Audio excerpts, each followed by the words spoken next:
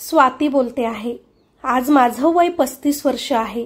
माझ्या लग्नाला बरोबर 12 वर्ष झालीत, पण माझ्या मनातील शांतता, आत्मविश्वास, प्रेम, आनंद हे सगळं जणू 12 वर्षांत हरवत गेलंय। आज मी इथे बसून माझ्या आयुष्याचा विचार करते आणि स्वतःलाच प्रश्न विचारते, मी कोण आहे? मी बायको आहे का? आई आहे का? की फक्त एका पुरुषाच्या विश्वासघाताची बळी ठरलेली एक सामान्य स्त्री आहे? माझं लग्न जेव्हा झालं तेव्हा मी फक्त 23 वर्षांची होते। माझ्या नवऱ्याचं नाव स्वप्नील, उंच, स्मार्ट, थोडा शांत, थोडा गूढ स्वभावाचा। जेव्हा त्याला पहिल्यांदा पाहिलं तेव्हा मला वाटलं हाच माझा जोडीदार आहे। माझ्या आईवडिलांना तो फार आवडला होता। त्यांचं घर चांगलं होतं, त्याची नोकरी स्थिर होती, देखणा तर होताच, पण बोलायला गोड आणि मन मिळावू, म्हणूनच लवकर लग्न ठरलं। माझ्या डोळ्यात खूप स्वप्न होती, संसार, प्रेम, एकमेकांचा सहवास, एकमेकांना आधार देणं। लग्नाच्या दिवशी मी लाल साडीत सजले होते, डोळ्यांत काजळ, ओठांवर हास्य, मनात हजारो आशा। लग्नानंतरचे पहिले काही महिने जणू माझ्यासाठी स्वर्गीय होते। नवरा मला सतत वेळ द्यायचा, आम्ही लांब फेरफटके मारायचो, रात्री उशिरापर्यंत गप्पा मारायचो। मी बनवलेलं जेवण तो कौतुकानेच खायचा। तो मला बच्चा म्हणायचा तेव्हा माझं मन अगदी आनंदाने नाचून जायचं। खूप प्रेम करायचा तो माझ्यावर। 3 वर्षात आमच्या आयुष्यात 2 देवदूत आले, आमची मुलं। पहिला मुलगा झाला तेव्हा माझं आयुष्य पूर्ण झाल्यासारखं वाटलं। आई होण्याचा आनंद म्हणजे शब्दात सांगता येणार नाही असा। स्वप्नील सुद्धा तेव्हा खूप बदलला होता। बाळाला उचलून घेणं, त्याच्यासोबत खेळणं, डायपर बदलणं, सगळं काही तो करायचा। दुसरं बाळ झालं तेव्हा घरात आनंदाचे क्षण दुप्पट झाले, पण मुलं आल्यावर आमचं आयुष्य जरा वेगळं झालं। माझं लक्ष पूर्णपणे मुलांकडे गेलं। त्यांच्या तब्येती, शाळा, खाणं पिणं, झोप, अभ्यास घेणं सगळं माझ्यावर आलं आणि कुठेतरी आम्ही नवरा बायको एकमेकांपासून दुरावलं गेलो। नवरा कामावरून थकून यायचा, मी घरकाम आणि मुलांमध्ये व्यस्त असायचे। आमच्यातील जवळीक, ती सुरुवातीची गोडी हळूहळू कमी होऊन गेली। लग्नाला 7 वर्ष झाल्यानंतर मी पहिल्यांदाच स्वप्नीलमध्ये बदल जाणवला। तो आधीसारखा माझ्यासोबत बोलायचा नाही, तो फोनवर जास्त वेळ द्यायला लागला। मी काही विचारलं तर ऑफिसचं काम आहे असं सांगून तो मला टाळायचा। रात्री उशिरापर्यंत मोबाईल वापरणं, कॉलसाठी रूममधून बाहेर जाणं, सतत चॅट्स करणं, गालातल्या गालात हसणं हे सगळं मला खटकायला लागलं। खरं तर मी सुरुवातीला गृहीत धरलं की ऑफिसचं काम असेल, पण बायकोच्या मनाला फसवणं कुणालाही इतकं सोपं नसतं। आपण कितीही नाकारलं तरी आतल्या आत काहीतरी चुकीचं चाललंय, चुकीचं घडतंय हे आपलं मन लगेच ओळखतं। एके दिवशी तो आंघोळीसाठी गेला आणि त्याचा मोबाईल टेबलावर होता। माझं मन खूप द्विधा मनस्थितीत होतं, पाहू का नको, पण मी बघायचंच ठरवलं। त्याचं व्हॉट्सअप उघडलं, त्यात एक नवीन नाव दिसलं, यस। त्याच्या चॅट्स वाचून माझा श्वास अडकला। मिस यू, कालचं खूप आठवतंय, पुन्हा भेटूया लवकर। हे सगळं वाचून माझ्या डोळ्यांतून पाणी आलं। 12 वर्षापूर्वीच्या आमच्या लग्नाच्या दिवशी माझ्या आयुष्यातल्या सगळ्या स्वप्नांचा चुराडा एका क्षणात झाल्यासारखं वाटलं। तो बाहेर आला तेव्हा मी त्याला काहीच बोलले नाही, माझ्या डोळ्यांतील पाणी पुसून टाकले। माझं मन म्हणत होतं, सांग त्याला तुला सगळं समजलं आहे, विचार की हे काय चाललंय तुझं। पण दुसरं मन म्हणत होतं, आपल्याला मुलं झाली आहेत, 12 वर्षांचा आपला संसार आहे, आपल्या या गोष्टीमुळे भांडण वाढलं तर काय होईल, त्याने आपल्याला सोडले तर काय होईल, आपली मुलं एकट्या माझ्यासोबत वाढतील, सिंगल मदर म्हणून मला त्यांना सांभाळावं लागेल आणि मला ते जमेल का? मुलांसाठी बापाचा आधार व बायकोसाठी नवऱ्याची साथ खूप महत्त्वाची असते, म्हणूनच मी शांत राहिले। पण तेव्हापासून माझ्या मनातली लढाई सुरू झाली।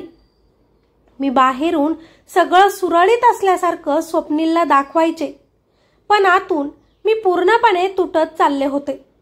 तो कधी कधी मला हसून बोलायचा, चिडवायचा, पण त्याच्या त्या नजरेत तो आधीचा प्रेमळपणा राहिला नव्हता. एके रात्री तर मी त्याला विचारलं, ते यश कोण आहे मोबाईलमध्ये? इतक्या रात्री रात्री चॅट का करतोस त्या नंबरवर? तेव्हा जरा गडबडतच तो म्हणाला, अगं फक्त मैत्रीण आहे आमची, ऑफिसची मैत्रीण आहे माझी एक, एवढंच. पण मी वाचलेल्या मेसेजवरून ती फक्त मैत्रीण वाटली नव्हती. तो खोटं बोलतोय मला समजत होतं, पण फक्त मुलांसाठी मी शांत होते.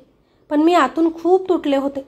एकीकडे माझ्या मुलांची जबाबदारी, माझा संसार, घर या सगळ्यांचा ताण होता, तर दुसरीकडे माझ्याच नवऱ्याचा माझ्याप्रती विश्वासघात.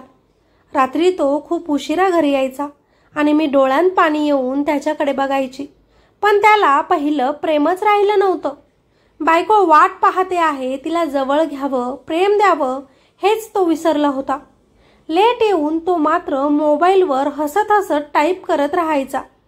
मी काही विचारलं तर चिडूनच म्हणायचा, किती शंका घेतेस तू स्वाती? आयुष्यभर माझ्यावर संशय घेऊन जगणार आहेस का? विश्वास नाही का नवऱ्यावर? म्हणत चिडूनच झोपून घ्यायचा. त्याचा तो राग, त्याची ती चिडचिड आणि मी आधीच दुःखात बुडालेली. कितीदा मी ठरवलं की नवरा धोका देतोय, विश्वासघात करतोय, आता त्याला सोडून द्यावं आणि मोकळं व्हावं, पण लगेच डोळ्यांसमोर मुलांचे चेहरे यायचे. मला वाटायचं माझ्या एका निर्णयामुळे त्यांचं बालपण उद्ध्वस्त नको व्हायला.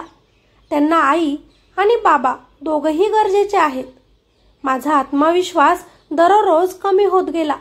मी आरशात स्वतःला बघायची तर स्वतःचाच चेहरा ओळखू येत नव्हता. कधी काळी हसतमुख असणारी, घरासाठी झटणारी मी आता फक्त रडणारी, शंकेखोर, थकलेली एक स्त्री झाली होती. पण सहन होत नव्हतं. नवऱ्याचं सारं सत्य माहिती असूनही शांत बसलेलं. म्हणूनच त्या दिवशी मी ठरवलं, आता गप्प राहायचं नाही. जे काही आहे ते स्पष्ट कळलं पाहिजे, त्यालाही आणि मलाही.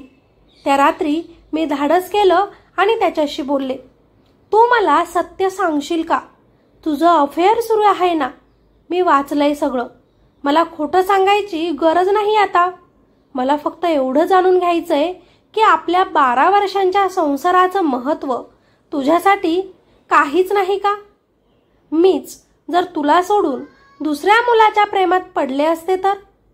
त्याची चुकी होती, चोरी पकडली होती, म्हणून तो फक्त खाली मान घालत ऐकू लागला. काहीच न बोलता फक्त शांत होता तो. ती शांतता माझ्यासाठी शब्दांपेक्षा भयंकर होती. म्हणजे खरंच त्याच्या आयुष्यात दुसरी मुलगी होती. त्याला पाहून माझ्या डोळ्यांतून अश्रू वाहू लागले. मी विचारलं, मी तुला कधीच काही कमी केलं नाही, इतकं प्रेम दिलं, रोकटोक केली नाही, कधी तुझ्या स्वप्नांवर बंधनं घातले का सांग? मग का रे, का असं माझ्या आयुष्याला, माझ्या प्रेमाला फसवलं? एवढं होऊनही तो हळू आवाजात म्हणाला, तसं नाहीये काही आमच्यात. ती फक्त मैत्रीण आहे माझी.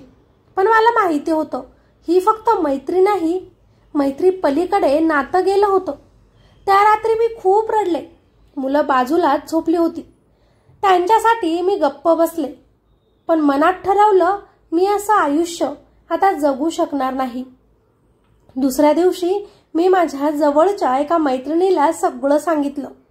तिने माझा हात धरून मला सांगितलं, तुला स्वतःसाठी उभं राहावं लागेल स्वाती. तो बदलणार नाही, पण तू तर स्वतःला बदलू शकतेस ना? स्वतःसाठी, मुलांसाठी. आधी स्वतःला ओळख तू. तिच्या त्या शब्दांनी माझ्या मनात आशेची एक छोटीशी ज्योत पेटली. आणि त्या दिवशी मी ठरवलं, आता आयुष्य असं रडत घालवायचं नाही. स्वतःच्या पायावर उभं राहायचं. घर संसारासाठी मी जे जे त्याग केले होते ते पुन्हा आठवले. माझं शिक्षण, माझी स्वप्न सगळं मी मागे ठेवलं होतं. पण आता मला पुन्हा स्वतःला शोधायचं होतं. आणि म्हणूनच आता मी छोटे छोटे प्रयत्न सुरू केले. ऑनलाईन कामं शोधली, वाचन सुरू केलं, रोज सकाळी डायरीत लिहायला लागले. माझे ते लिहिणं माझ्यासाठी उपचार होतं. माझं दुखणं, माझे अश्रू, माझ्या आठवणी कागदावर उतरू लागल्या होत्या. आणि आता हळूहळू मला जाणवलं, हो, मी अजूनही जिवंत आहे. मेले तर नाही ना. माझ्यात अजूनही ताकद आहे. मी करू शकते. मी ठरवलं होतं, आता रडणं थांबवायचं. आता नाही. मुलांसाठी, स्वतःसाठी मला जगायचं आहे. सकाळपासून घरकाम करताना स्वयंपाक, धावपळ सगळं नेहमीसारखंच माझं सुरू होतं. पण आतून मात्र एक नवीन बाई जन्म घेत होती. मी रोज सकाळी स्वतःला आरशात बघून सांगायला लागले, तू तुटलेली नाहीच स्वाती. तुझं आयुष्य एका व्यक्तीच्या विश्वासघातावर थांबलेलं नाही. सुरुवातीला हे फक्त शब्द होते, पण हळूहळू ते माझ्या मनात मुरू लागले. मी लहान सहान काम शोधायला लागले. ऑनलाईन शिकवणी सुरू केली. काही मुलं माझ्याकडे येऊ लागली. त्यांचे आई बाबा म्हणाले, ताई, तुमचं शिकवणं खूप चांगलं आहे. हे ऐकून माझ्या डोळ्यात पाणी आलं. कित्येक वर्षांनी कोणीतरी माझ्या मेहनतीचं कौतुक केलं होतं. हळूहळू घरात थोडे पैसे यायला लागले. मी स्वतःसाठी आणि मुलांसाठी छोटे छोटे खर्च करायला लागले. त्यांच्यासोबत हसणं, फिरायला जाणं, त्यांच्याशी मन मोकळं बोलणं हे पुन्हा माझं सुरू झालं. पण नवरा स्वप्नीलचं काय? तो अजूनही बदलला नव्हता. त्याचा मोबाईल अजूनही माझ्या मनाला जाळत होता. तो हसत असताना मी नेहमी विचार करायची, ते हास्य माझ्यासाठी आहे का की तिच्यासाठी? का असं करतोय हा? पण यावेळी मी वेगळं ठरवलं. मी त्याला वारंवार प्रश्न विचारणं थांबवलं, कारण आता माझं आयुष्य फक्त त्याच्या उत्तरांवर अवलंबून नव्हतं. माझं वागणं पाहून एक दिवस तो स्वतःच मला विचारायला लागला, स्वाती, तू एवढी शांत कशी झाली आहेस? आधीसारखी भांडत नाहीस माझ्यासोबत, प्रश्न विचारत नाहीस मला. मी हसले. त्याला मी काहीच उत्तर दिलं नाही, पण माझ्या हसण्यातून त्याला जाणवलं, त्याची बायको आता आधीसारखी राहिलेली नाही. माझ्या शांततेनं त्याला अस्वस्थ केलं. त्या रात्री तो उशिराच घरी आला. मी दरवाजा उघडला. मी फक्त एवढंच म्हटलं, तुझं जगणं तुझ्या हातात आहे आणि माझं जगणं आता माझ्या हातात आहे. मी स्वतःला पुन्हा उभं करत आहे. तुला माझ्यासोबत राहायचं असेल तर विश्वासघात करू नको, नाहीतर मी माझ्या मुलांसोबत जगायला पुरेशी मजबूत आहे. तो काही वेळ गप्प बसला. त्याच्या चेहऱ्यावर अपराधीपणा दिसत होता, पण मला माहिती होतं बदलायला वेळ लागेल त्यालाही. शेवटी तोही एक माणूसच आहे.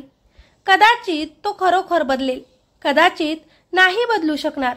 पण आता माझं सुख, माझं आयुष्य, माझा आत्मविश्वास त्याच्यावर अवलंबून नव्हता. इतकं मात्र खरं, आता माझं आयुष्य हळूहळू बदलत होतं. मी आधी घरातल्या 4 भिंतींमध्ये अडकून गेले होते, पण आता त्या भिंतींवरून माझ्या स्वप्नांची खिडकी उघडली होती. आधी मुलांनी काही मागितलं तर त्यांना नेहमीच बाबांना विचारावं लागेल असं म्हणायची, पण आता त्यांना मी म्हणू लागले होते की चल, आज आईच घेऊन देईल तुला. मुलांच्या चेहऱ्यावरचं आनंदी हास्य पाहून माझं मन भरून यायचं. मला जाणवलं होतं, खरी ताकद म्हणजे दुसऱ्यांवर अवलंबून न राहता स्वतःचं आयुष्य स्वतः उभं करणं. मी हळूहळू नवीन गोष्टी शिकायला सुरुवात केली. ऑनलाईन कोर्सेस केले, इंग्रजी सुधारलं, संगणकचं काम शिकले. काही दिवसांनी शाळेत पार्ट टाइम नोकरी मिळाली. लहान लहान मुलांना शिकवताना माझ्या आयुष्याला पुन्हा रंग मिळाला. मुलं अभिमानाने म्हणायची, आमची आई मॅडम आहे. हे ऐकून माझ्या डोळ्यात पाणीच यायचं. पण घरात अजूनही तणाव होता. नवरा कधी गप्प, कधी चिडचिडा. त्याचं बाहेरचं अफेअर अजूनही सुरूच आहे का हे मला ठाम कळत नव्हतं. पण आता मी ते शोधण्यात माझा वेळ घालवत नव्हते, कारण मला समजलं होतं त्याने फसवलं तरी माझं आयुष्य संपणार नाही. मी त्याच्याशिवायही जगू शकते. एका रात्री मुलं झोपली होती आणि मी माझ्या डायरीत लिहित होते. स्वप्नील माझ्याकडे बघत होता. थोडा वेळ गेला आणि तो मला म्हणाला, तू खूप बदलली आहेस. मी त्याच्याकडे फक्त शांत नजरेनं पाहिलं, बोलले काहीच नाही. तो पुढे म्हणाला, माझं कदाचित चुकलं असेल, पण आता मला जाणवतंय तू माझ्यापेक्षा जास्त स्ट्रॉंग आहेस. आणि खरं सांगू का, तुझ्या या ताकदीमुळेच मला परत घराकडे खेचलं जातंय. त्या क्षणी माझ्या मनात खूप भावनांचा पूर आला. मी त्याच्यावर पुन्हा विश्वास ठेवावा का की नाही, माझं मन दुभंगलं होतं. पण एक गोष्ट मात्र ठाम होती, मी पुन्हा कधीच स्वतःला गमावणार नव्हते. त्याच्यावर विश्वास ठेवून स्वतःला दुःख देणार नव्हते. त्या रात्री मला झोपच लागली नाही. डोक्यात फक्त एकच विचार फिरत होता, एका स्त्रीने जर ठरवलं तर ती एकटीही पूर्ण घर सांभाळू शकते. नवऱ्याला त्याची चूक समजू शकते. माझ्या डोळ्यांतून पाणी आलं, पण आज त्या पाण्यात वेदनेसोबत ताकदही होती. आता माझं आयुष्य एका नव्या टप्प्यावर आलं होतं.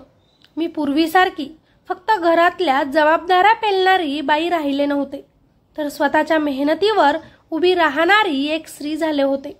माझी मुलं माझी खरी ताकद बनली होती. ते शाळेतून आले की मला घट्ट मिठी मारायचे. आई, आज तू काय शिकवलंस, काय केलं? आई, तुझ्या शाळेतील गोष्ट सांग ना. त्यांच्या डोळ्यांतला अभिमान माझ्या सगळ्या जखमा भरून काढायचा. हळूहळू मला कळू लागलं, सुख नेहमी दुसऱ्यांच्या वागणुकीवर अवलंबून नसतं हो. सुख म्हणजे स्वतःला शोधणं, स्वतःला मान्यता देणं असतं. मी रोज स्वतःला म्हणायचे, हो मी अपूर्ण आहे, पण मी अपयशी नाही. माझा संसार तुटला तरी माझं आयुष्य आता थांबणार नाही. नवऱ्याची वागणूक अजूनही काहीशी बदललेली नव्हती. कधी तो जवळीक दाखवायचा तर कधी अंतर ठेवायचा, पण या वेळेला मी त्याच्यावर माझ्या आयुष्याचा निर्णय सोपवलाच नव्हता. त्याच्या अफेअरचं अस्तित्व मला आता फारसं महत्त्वाचं वाटेनासं झालं होतं, कारण मी शिकलं होतं, जर तो खरा माझा सोबती असेल तर परत माझ्याकडे नक्की येईल, नसेल तर मी त्याच्याशिवायही जगायला समर्थ आहे. एके दिवशी शाळेत मला एका स्पर्धेसाठी बोलवलं. शिक्षकांना भाषण द्यायचं होतं, स्त्रियांची ताकद या विषयावर. मी थोडी घाबरले होते, पण स्टेजवर उभी राहिले आणि मनातून आलेलं सगळं बोलले. स्त्रीचं आयुष्य हे फक्त नवऱ्याच्या सावलीत जगणं नाही. ती गरुडाप्रमाणे उडू शकते, स्वतःचा सूर्य उगवू शकते. तिचं सुख कुणाच्या हातात नसून तिच्या धैर्यात आहे. माझं भाषण संपल्यावर सगळ्यांनी टाळ्यांचा कडकडाट केला. त्या क्षणी मला वाटलं, हो, माझ्यातली खरी मी आता परत जन्माला आली आहे. त्या दिवशी घरी आल्यावर माझ्या मुलांनी मला घट्ट मिठी मारली आणि म्हणाले, आई, आम्हाला तुझा खूप अभिमान आहे. काहीही होऊ दे, आम्ही तुझ्याच सोबत राहू. तो क्षण माझ्या आयुष्यातील खरा विजय होता. रात्री मी झोपल्यानंतर मनातल्या मनात देवाला धन्यवाद दिला. हो, मला आयुष्यात फसवणूक मिळाली होती, पण त्या फसवणुकीनं मला मोडून नाही टाकलं, तर उभं राहायला शिकवलं. कारण कधीकधी आपल्याला आयुष्यात जो धक्का बसतो तोच आपल्याला पुढे जाण्याची खरी ताकद देतो. माझ्या आयुष्याची गाडी आता एका वेगळ्याच रुळावर धावत होती. मी माझ्या मेहनतीनं, आत्मविश्वासाने आणि मुलांच्या प्रेमाने स्वतःला पुन्हा एकदा उभं करत होते. पण तरीही मनात कुठेतरी एक कोपरा रिकामा होता. त्या रिकाम्या जागेचं कारण होतं माझा संसार, माझा नवरा. 12 वर्षाची नाती, सुखदुःखाची वाटचाल, मुलांचे संगोपन, हे सगळं सोबत करूनही माझा नवरा अजूनही माझ्यापासून दुरावलेलाच वाटत होता. एक दिवस असाच शांत बसले असताना तो माझ्या जवळ आला. त्याच्या चेहऱ्यावर गंभीर भाव होते. तो म्हणाला, मला माहिती आहे, मी चुकलो आहे, तुला खूप दुःख दिलं, पण आता मला जाणवतंय मी कुठेतरी तुला गमावून बसतोय. आणि खरं सांगायचं तर मला तुला गमवायचं नाही. मी त्याच्याकडे शांतपणे पाहिलं, पण आज डोळ्यात पाणी येऊ दिलं नाही. किती वर्ष मी हेच ऐकायची वाट बघत होते, पण आता या शब्दांचा परिणाम वेगळाच होत होता. मी हळूच म्हणाले, आता शब्दांनी काही होणार नाही. आपल्यातील विश्वास तुटला आहे आणि विश्वास हा एक दिवसात परत मिळत नाही स्वप्नील. तुला खरंच बदलायचं असेल तर तसे वागावे लागेल. त्या मुलीला सोडावं लागेल. मी, आपली मुलं, नाही तर फक्त ती. तो गप्प झाला. पण त्या दिवशी पहिल्यांदाच मी त्याच्या डोळ्यात खरे अपराधीपणाचे भाव पाहिले. त्यानंतर त्यानं थोडं थोडं बदलायला सुरुवात केली. रात्री उशिरा येणं कमी झालं. मोबाईलवर सतत चॅट करणं थांबलं.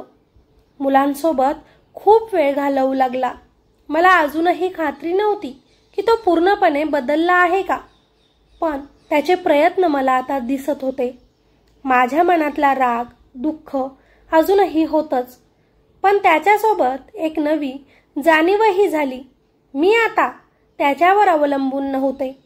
मी त्याच्यासोबत राहायचं किंवा नाही राहायचं हा निर्णय आता माझ्याच हातात होता, त्याच्या नाही.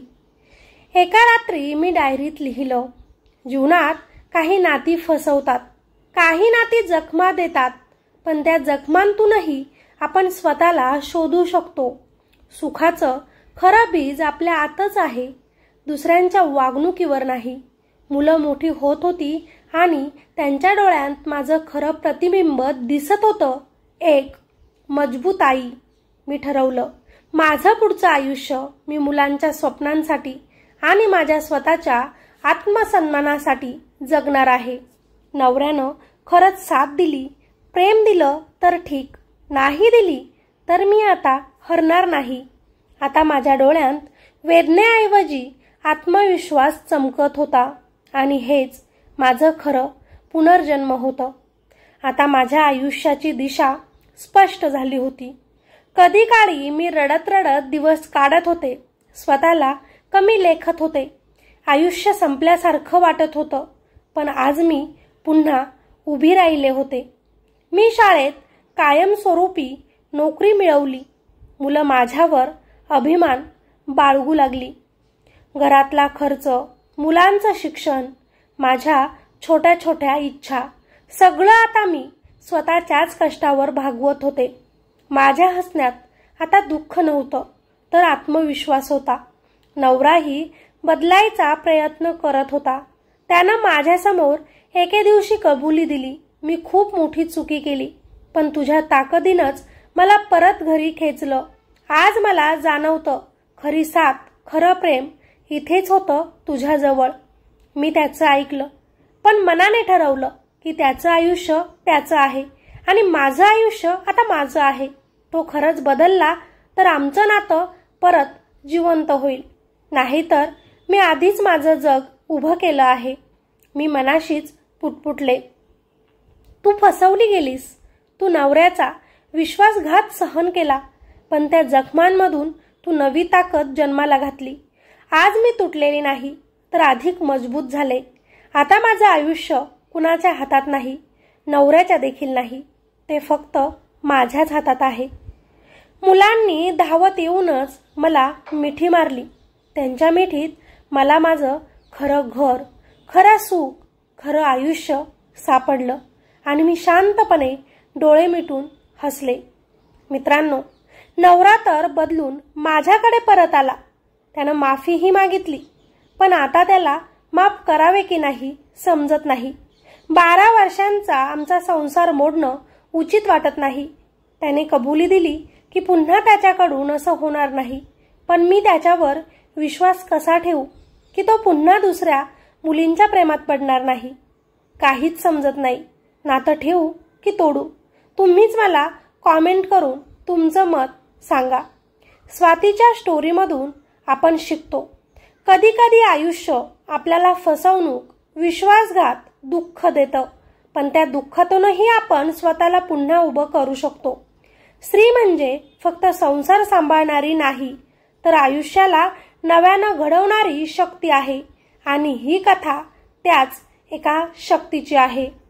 धन्यवाद ताई, तुमची व्यथा KGF स्टोरीज सोबत शेअर केल्याबद्दल. कॉमेंटमध्ये नक्कीच तुम्हाला तुमचं उत्तर मिळेल. आणि मित्रांनो, तुम्ही देखील तुमचं मत कॉमेंटमध्ये नक्कीच सांगा. तुम्हालाही तुमचा काही अनुभव, तुमची काही द्विधा मनस्थिती शेअर करायची असेल तर नक्कीच मेसेज करा. तुमची ओळख गुपित राहील आणि तुमचे उत्तर तुम्हाला नक्कीच मिळेल. बाकी कुणीही ही कथा कॉपी करू नये. असे आढळल्यास कॉपीराईट मिळेल. बाकी स्वतःची काळजी घ्या. भेटूया अशाच एका नवीन स्टोरीमध्ये. तोपर्यंत धन्यवाद.